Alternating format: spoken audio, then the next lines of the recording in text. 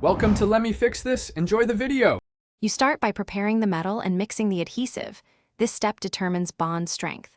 Clean to bare metal, then roughly score edges so the product keys in. Once clean, mix JB Auto Weld 1:1 by volume until uniform gray. Make sure you scrape container sides. Apply a bead about 1/8 to 1/4 inch deep into the joint and press it in firmly. Once done, tool the surface smooth and remove excess before it skins over. You continue by building strength through controlled layering and reinforcement. After the initial tack, add subsequent passes no thicker than 1/8 inch so the exotherm stays low and you avoid shrinkage. If the gap is large, embed wire or metal mesh into the mid-layer to add stiffness. Make sure to press the material around the mesh so it bonds fully.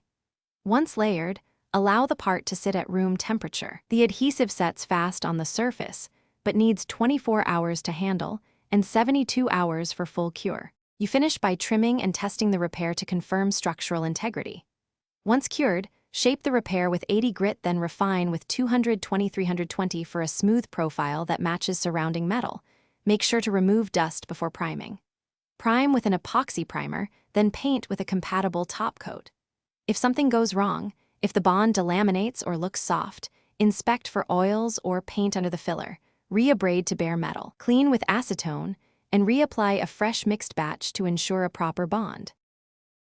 Thanks for watching. If you found this helpful, don't forget to like and subscribe.